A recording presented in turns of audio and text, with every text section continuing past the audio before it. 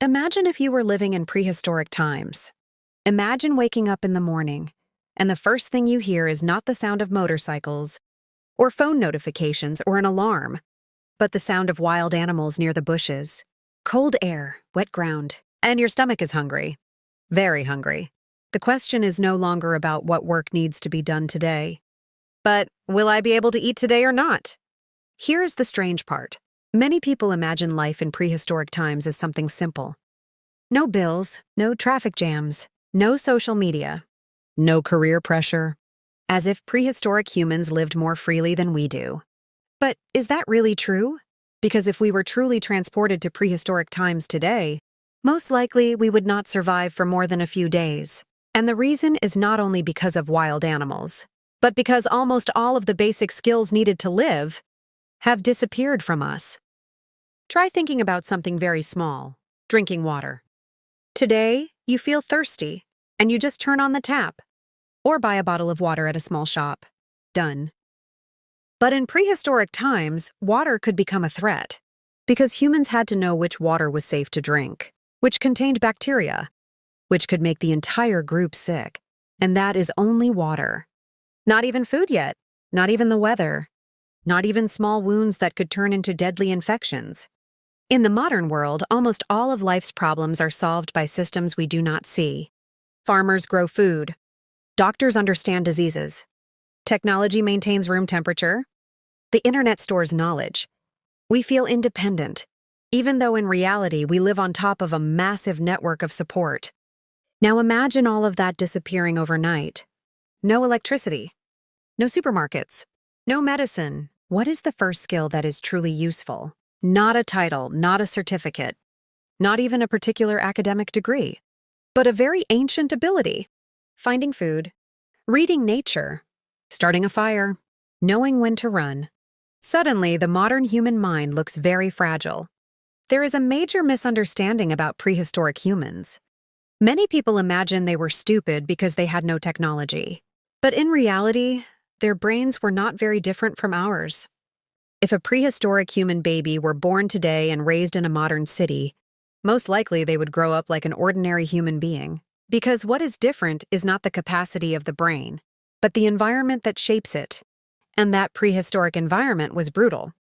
They had to memorize hundreds of types of plants, animal tracks, seasonal changes, wind direction, and the body language of threats. They read nature the way we read phone screens. Some studies even show that prehistoric humans had navigation abilities and spatial memory far sharper than those of most modern humans, because their lives depended on it. Imagine walking dozens of kilometers without Google Maps and still being able to return home. Now be honest, if you were dropped into a forest with no signal, how long before panic began to appear? Maybe only a few hours. And that shows something interesting. Technology is not just a tool. Technology also replaces many of humanity's natural abilities.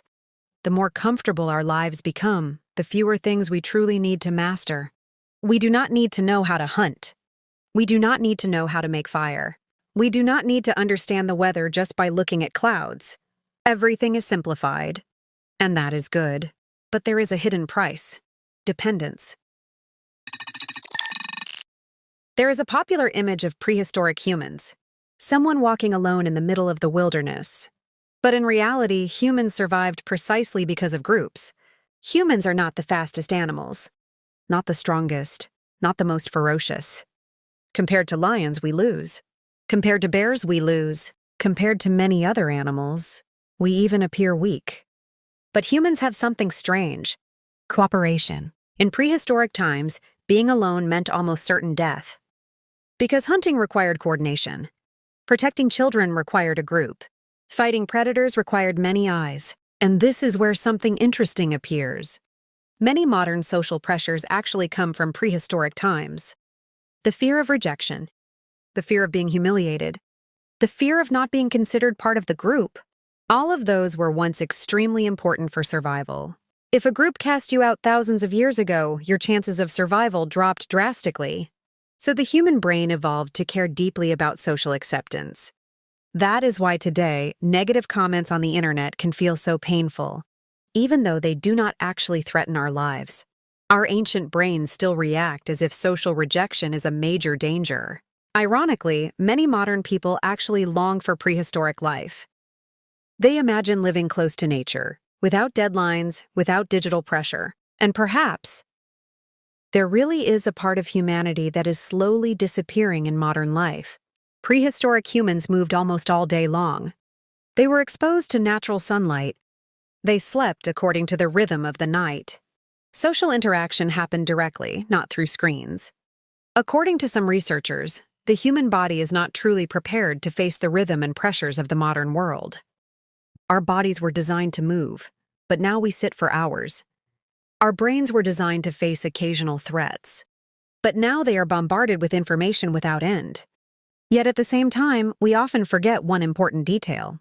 Life in prehistoric times was also full of pain. Minor injuries could be fatal. Childbirth could be extremely dangerous. Starvation was common. Life expectancy was much shorter. There was no music streaming when the night felt heavy. There were no films or novels for entertainment. There were no hospitals when a child was sick. So when we say we want to live simply like prehistoric humans, perhaps what we actually miss is not their era, but the sense of connection that has been lost. Perhaps the problem of modern humans is not that we are too advanced, but that technological development has moved far faster than our psychological ability to adapt.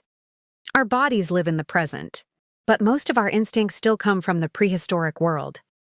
Now imagine that you truly live there. No digital identity, no followers. Your worth would be seen directly from your contribution. Can you help the group survive? Can you find food?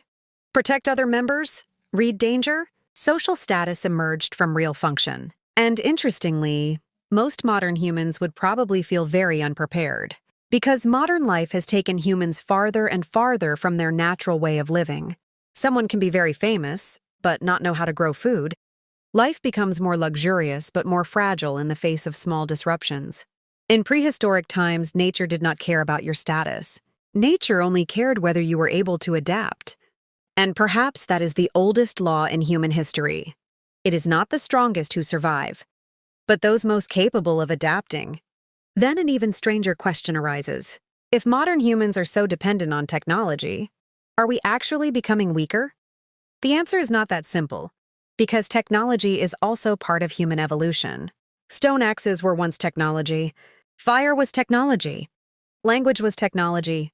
Humans have always extended the abilities of their bodies through tools. The difference now is that the scale is extraordinarily large. Phones extend our memory. The internet extends our knowledge. Cars extend our legs. AI is beginning to extend the way we think. The problem is not technology itself, but when we forget that all of this comfort is built on top of highly fragile systems. Just one major disruption, and modern humans can become confused very quickly. The pandemic briefly showed that. Empty supermarket shelves caused many people to panic in just a matter of days, because deep within us there is still a prehistoric fear of scarcity and survival. So what if we truly lived in prehistoric times?